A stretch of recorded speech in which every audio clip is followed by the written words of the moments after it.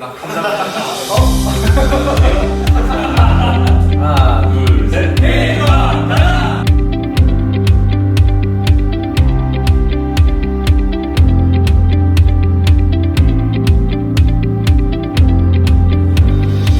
네, 오늘 이번 시간에는 저희 부산에서 오신 멋진 세 분의 선생님 만나보도록 하겠습니다. 반갑습니다.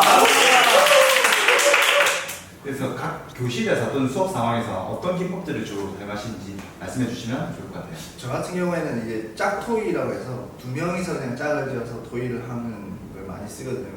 왜냐하면 이제 둘이서만 이야기를 하게 되면 누군가는 계속 이야기를 해야 되고 그걸 또 들어줘야 되고 하기 때문에 조금 더 집중도 있게 밀도 있게 토이를 할 수 있어서 짝토이를 좀 많이 하는 편입니다.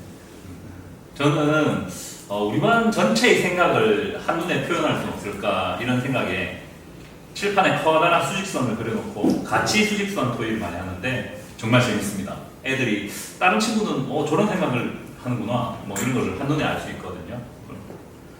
저 같은 경우 이제 모둠에서 토의를 하는데 보통 스티커 메모를 이용해가지고 토의를 많이 하는 편입니다. 그래서 아이들이 그런 말 발화에 대해서 조금 어려워하는 친구들이 스티커 메모를 이용하면은 모둠 토의에 조금 더 적극적으로 참여할 수 있어서 좋은 것 같더라고요.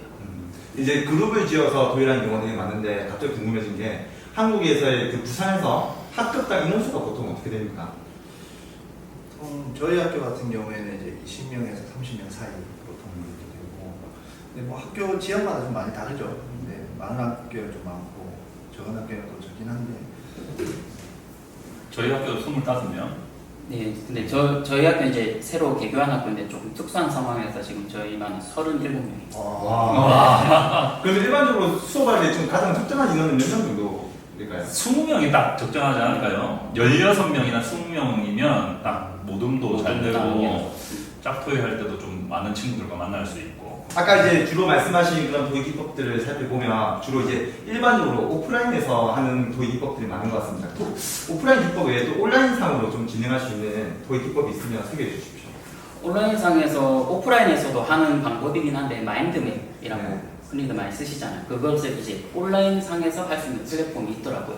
그래서 마인드맵을 이용하면 아이들이 아이디어를 많이 발산할 수 있고 특히 온라인이다 보니까 평소에 되게 소극적인 애들이 온라인상에서 되게 적극적으로 이렇게 의견을 주고 하는 경우를 많이 봤습니다. 네. 저는 온라인 화이트보드 이용을 많이 해가지고 그 뒤에 의사결정 그리드라든지 연꽃 기법 이런 사고도구를 깔아주고 스티커 메모를 온라인상에서 붙이면서 토의를 하는데 애들이 엄청나게 재밌어합니다. 그리고 다른 친구들의 의견이 막 올라오면 더 신기해가지고 뭐 이렇게 많은 의견을 제시하는 그런 좋은 경험이 있습니다.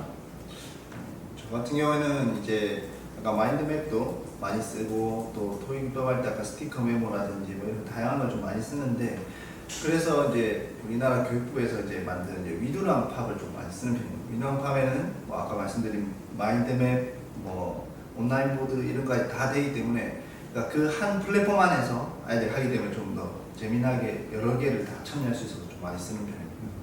세 분이서 이제 온라인 도의 기법에 대해서 얘기하시는데 공통적으로 말씀하시는 게 뭔지 아십니까? 뭘까요? 재미? 예, 재미있다, 신기하다 이런 말들이 참 많이 나와요. 진짜 대단합니다. 온라인에서 이렇게 도의를 할 때 학생들이 진짜로 신기하고 재밌어 하는지 네. 그게 또 좋은 점들이 어떤 게 있는지 말씀해 주시면 감사할 것 같아요. 일단은 저희 반에서 적용해 봤을 때 조금 소극적인 친구들도 온라인에서 토의하면 엄청나게 자신의 생각을 많이 이야기를 했어요. 저는 그 친구가 선생님인 줄 알았습니다. 저 같은 경우도 이제 뭐 프로젝트 학습으로 뭐 저희가 만든 보드 게임이 있었는데 네. 보드 게임 이름을 정하는 토의였어요. 근데 평상시에 이제 발표 많이 하는 아이들 말고 소극적인 아이였는데 되게 번뜩이는 아이디어로 보드 게임의 이름을 지어주는 그런 경우가 있었거든요.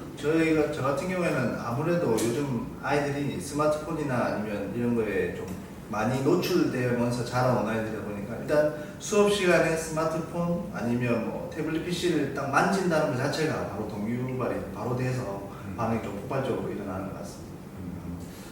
그래서 이번 시간에는 저희가 학교에서 학생들은 과연 무엇을 하고 놀고 또 무엇을 하면서 놀고 싶어 하는지에 대해서 조금 도의를 해보려고 하거든요.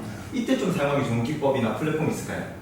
아무래도 아이디어를 많이 발산해야 되니까 아까 말씀드린 마인드맵을 온라인상에서 할 수 있는 그런 플랫폼을 사용하는 게 가장 좋을 것 같은데요. 진짜 재밌을 것 같아요. 한번 해보고 싶습니다. 네, 그럼 그 중에서 하나의 기법을 우리 같이 한번 지금 해볼까요? 네. 좋습니다. 네. 네. 하나, 둘, 셋. 헤이라 가자!